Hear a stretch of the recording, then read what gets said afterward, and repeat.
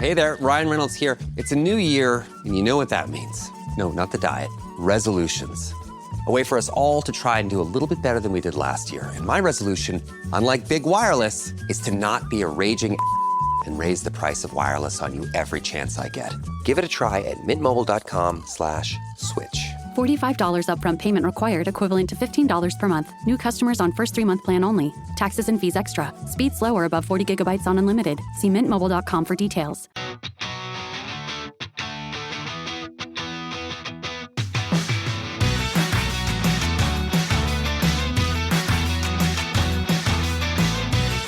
Welcome back to Rams Up, your favorite LA Rams podcast. We are part of the Fans First Sports Network. You can follow us on our YouTube channel as well, at LA Rams Up. I'm your host, Mark. I'll be joined occasionally by my football gurus, Paul and Ian. Let's get to it.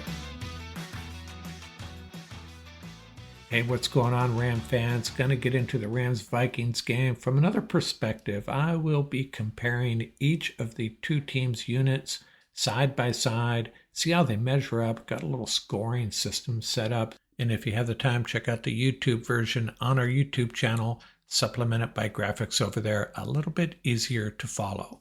Good way of looking at how these rosters are built, where their strengths are, where their weaknesses are, and who comes out on top. Is that a predictor of the result?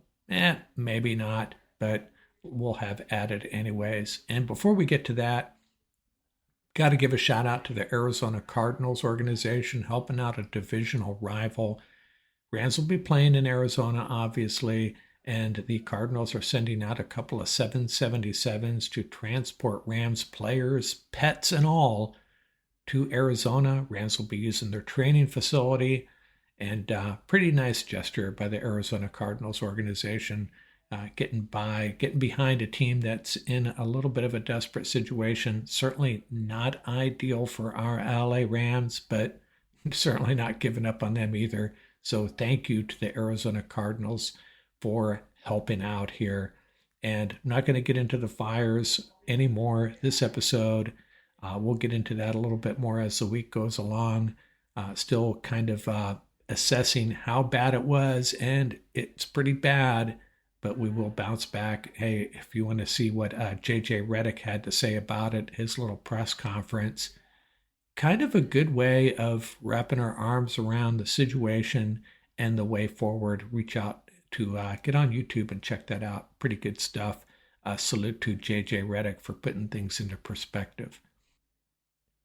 So let's get to this assessment. Rams versus Vikings, unit by unit. How do they measure up? Let's get to it. Vikings versus Rams. Let's start with the quarterback position. Going into the season, this was a total mismatch, right? Sam Darnold taking over after J.J. McCarthy's injury. Now, maybe Darnold would have started at the beginning of the year regardless. Going up against Matthew Stafford, you compare these two guys, their careers, no comparison. But Darnold stepped up and had a great season. But let's not forget, he has no playoff experience, and that may have started to show in that loss last week to Detroit. And then you have Matthew Stafford, perhaps a Hall of Famer, has a Super Bowl title. He is the man. He is the gunslinger. Who you got in this matchup? Well, out of 5 possible points, I'm going to give the Rams 4 and the Vikings 3. Going to ding Stafford because he does have some unsettling performances once in a while, and he is getting up there in years. He's had a couple performances this year that we might want to forget. Don't expect that to happen in the playoffs, though. And then Sam Darnold, great regular season, yes, but until we see it in the playoffs in a big game, can't give him that many points, hence the 3 points. Rams up 4-3 on the scoreboard here. Running backs, well, Aaron Jones, when he was with the Packers, really impressed me. He's still a very good running back. He has the edge over the Rams' Kyren Williams as far as yards per carry, but Kyren definitely has a bigger nose for the end zone. 14 rushing TDs to Jones' 5. That's an issue the Vikings have been dealing with, is finishing drives on the ground.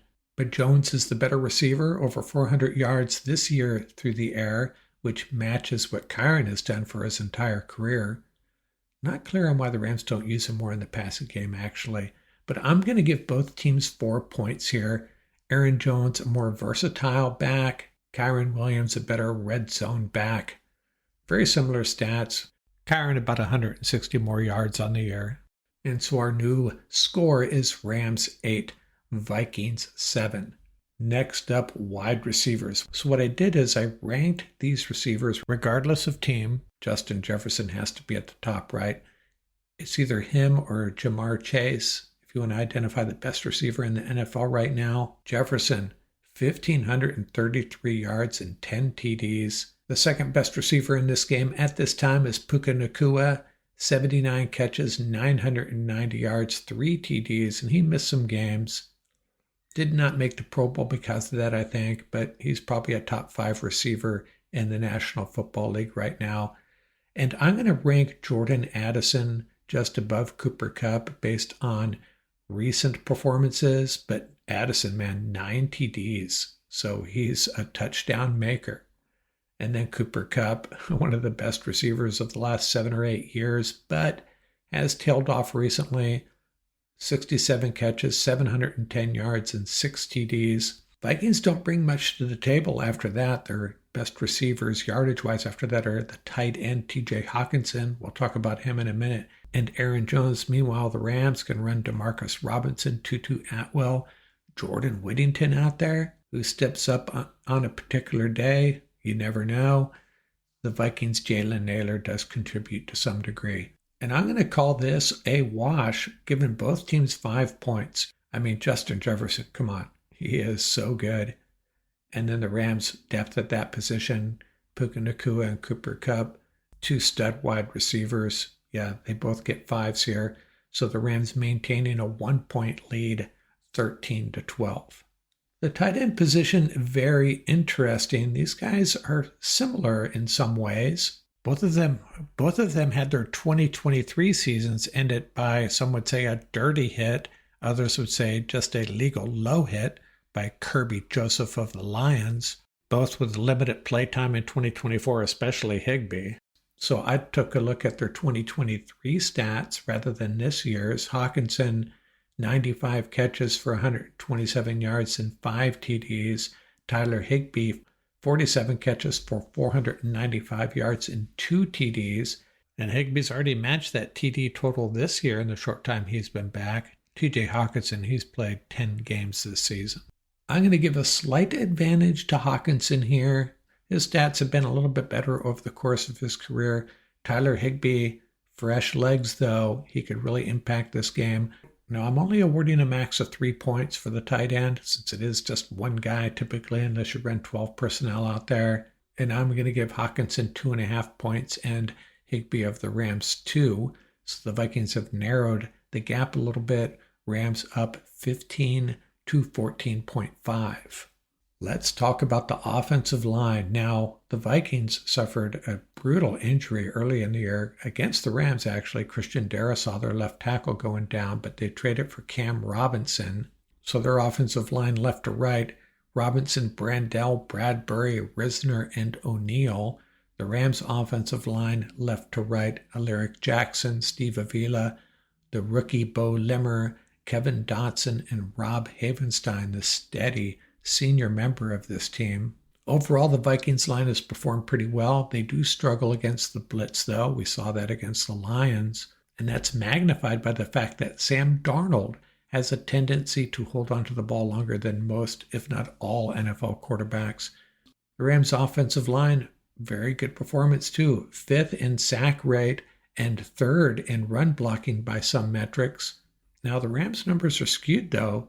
They were really banged up early in the year, so I'm guessing if you take their performance over the last 8 or 9 weeks, those numbers are even better.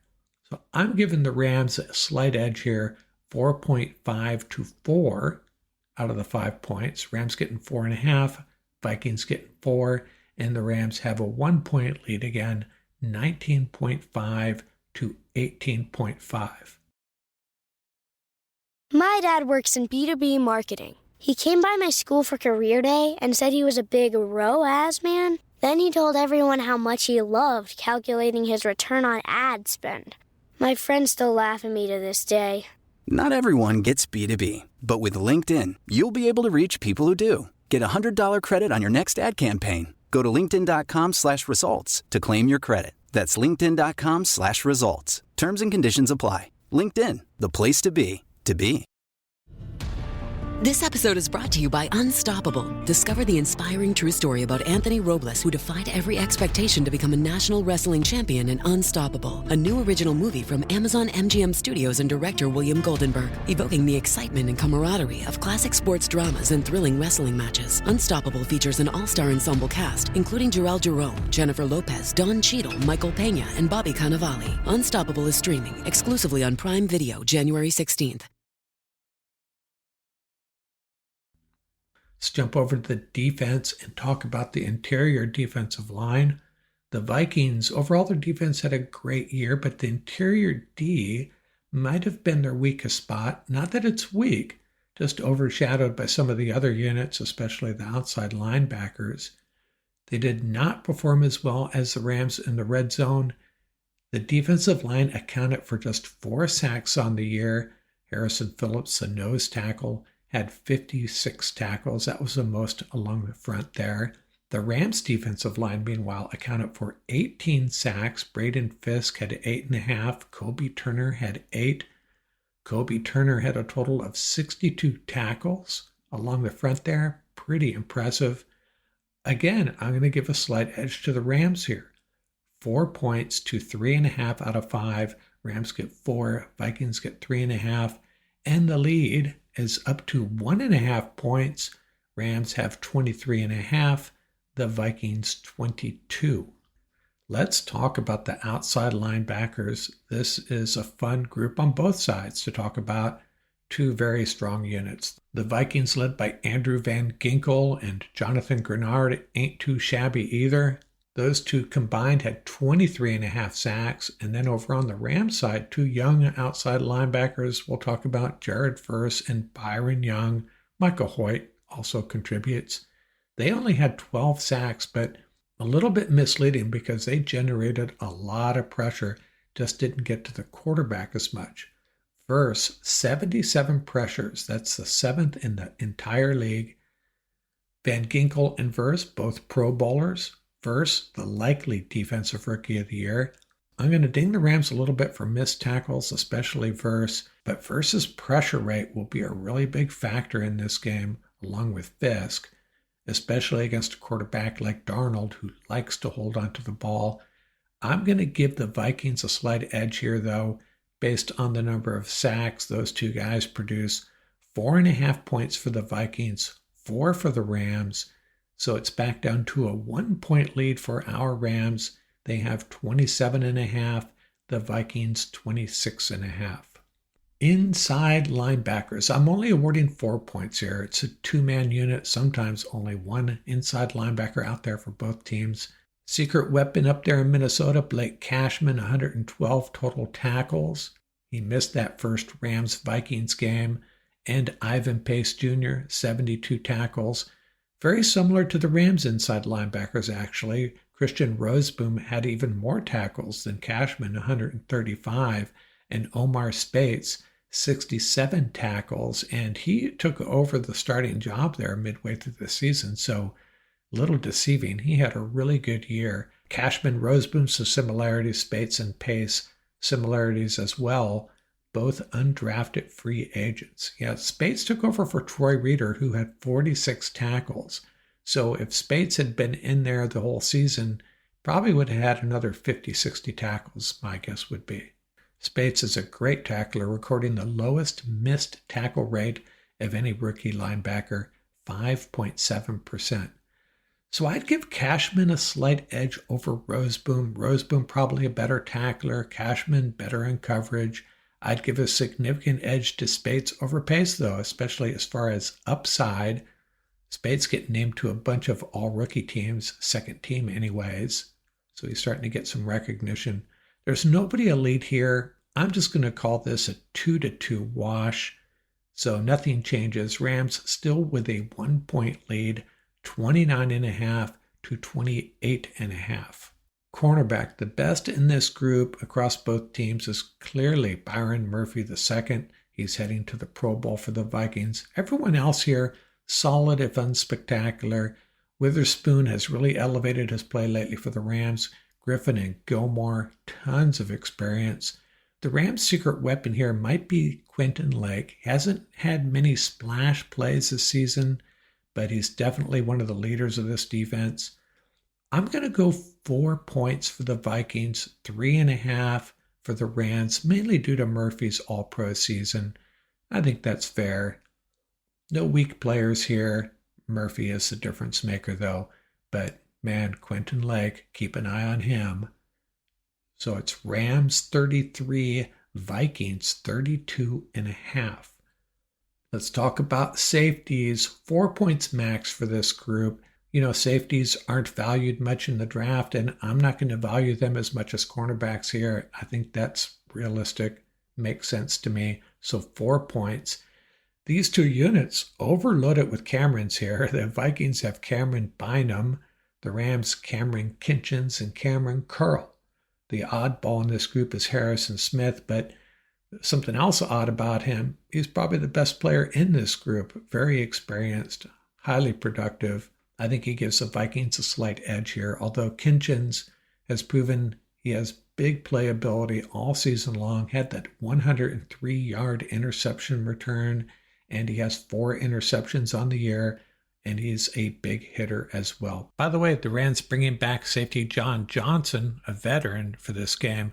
Don't think he'll be a factor, though. But still, Vikings a slight edge here. They get 3 points. The Rams 2.5, and we're all tied up. 35.5 points for both teams.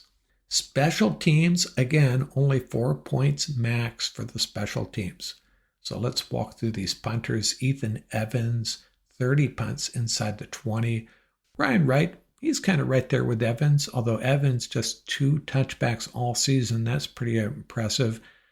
Joshua Carty and Will Reichard, the kickers, again, similar, but Reichard has been more consistent over the course of the year. Carty has kind of picked things up recently. He's getting named to all rookie teams as well, second team.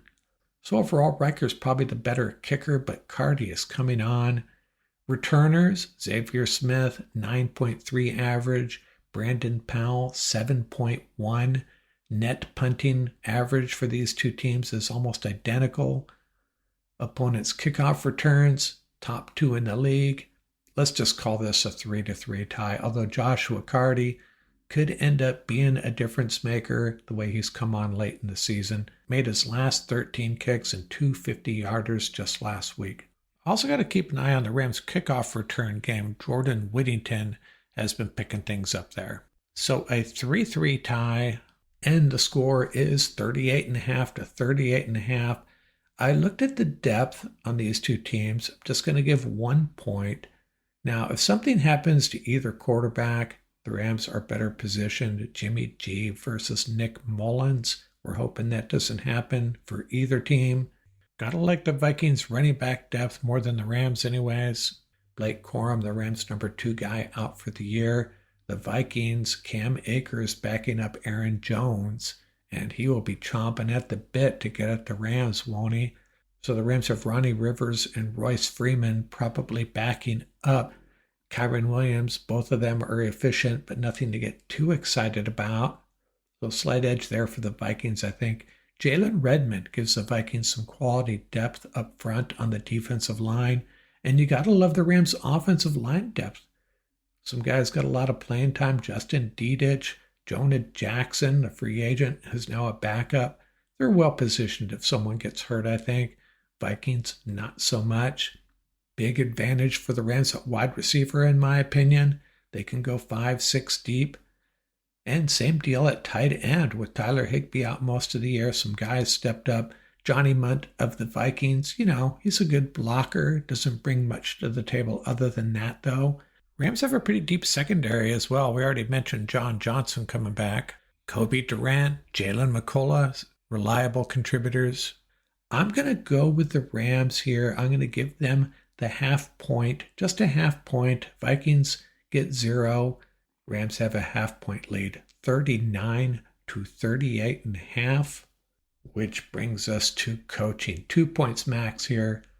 Now, this game's going to be won on the field, but coaching and game planning matters. We all know that. And when you talk about coaching as far as the Vikings, you're going to talk about their head coach, Kevin O'Connell, but you also have to talk about their defensive coordinator, Brian Flores, one of the best in the business. Combined, doesn't get much better than that. Well, head coaching, let's talk about Sean McVay. Top 3 coach in this league, right? Especially regarding culture, the culture with the Rams. No one does it better than Sean McVay. Some question his game planning, if not his offensive play design. And you want to talk playoffs? Yeah, I'm going to take McVay here. I'm going to give 2 points to the Rams, 2 out of 2, the max you can give for coaching. 1.5 for the Vikings, because I think they do have a very good coaching staff. But the Rams add another half point to their lead. They're ahead 41-40. And then I looked at intangibles, and this is probably the most difficult thing to look at, obviously, but let's give it a try. You could say that the Vikings have an edge in that, hey, they're thinking they're going to go play at SoFi in front of a hostile crowd, and now it's in Arizona. Got to kind of like that from the Vikings' perspective. Could end up being a 50-50 crowd for all we know. And the Rams, do they have an edge in that they're playing for the city of Los Angeles? Just went through this natural disaster, these fires across the county. Yeah, I could see that. And then they're better rested. They're extremely healthy, and they just have a great culture as well. But I don't think either team really has an advantage here. We don't know. Maybe one of them does, but we can't put our finger on it. We can't figure it out quite yet. This is a weird situation. This game being moved to Arizona could help or hurt either one of these teams. So I'm not going to give either team an edge. I'll give them both a half a point. And that gives us a final score. Rams 41.5, Vikings 40.5. Let's round up 42-41. And I think that tells us what our final score is. Divide by 2. Well, more or less anyways. And the Rams win 22-20. There you have it. Don't even need to play this game. We figured it out for you. Going position group by position group, coaching, intangibles, depth. Rams got the 2-point edge. Actually, I think this game's going to overtime.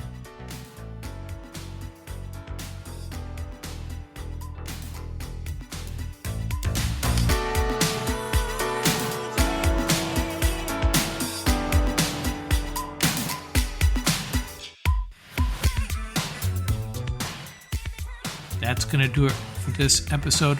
Remember, you can reach us at ramsuppodcast@gmail.com. And don't forget about our YouTube channel. Our handle is at laramsup.com. Till next time, keep the horns up, stay safe, and have fun out there.